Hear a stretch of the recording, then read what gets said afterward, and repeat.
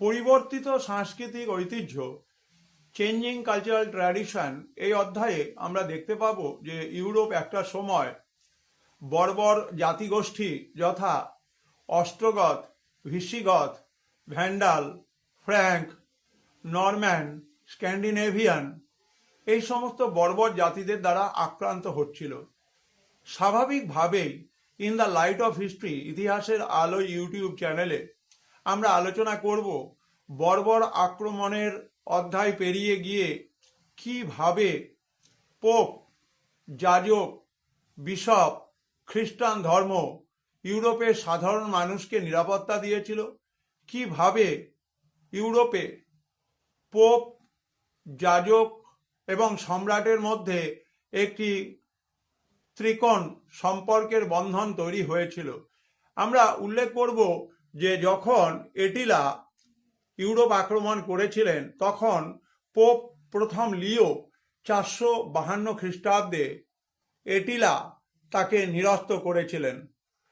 Pope প্রথম Gregory 590 থেকে 604 এই সময়ে লোম্বার্ডদের আক্রমণকে প্রতিহত করেন। আমরা জানি যে পিপিনের পুত্র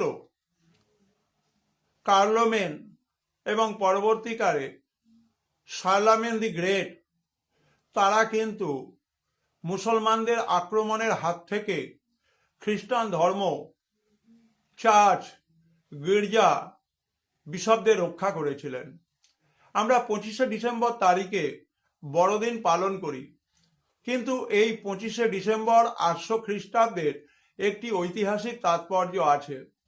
আমরা জানি যে 800 খ্রিস্টাব্দের 25শে ডিসেম্বর তারিখে যখন চার্লস দি গ্রেট বা শার্লামেন সাধু পিটারের গির্জাতে নতজানু হয়ে যিশুর উপাসনা করছিলেন, তখন পোপ তৃতীয় লিও তার মাথায় কৃতজ্ঞতার বহিঃপ্রকাশ হিসেবে রাজমুকুট পরিয়ে দিয়েছিলেন এবং সমবেত জনতা শার্লামেনকে ইউরোপের রাজা হিসেবে মেনে নিয়েছিলেন, যেহেতু শার্লামেন একসময় বর্বর আক্রমণ এবং মুসলিম আক্রমণ প্রতিহত করে খ্রিস্টান জগৎকে, মানুষকে নিরাপত্তা দিয়েছিল।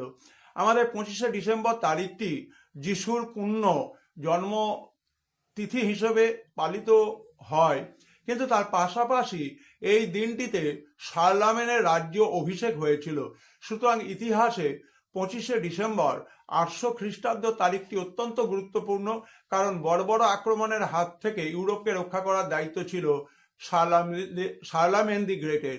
তোমরা সবাই ভালো থেকো, সুস্থ থেকো।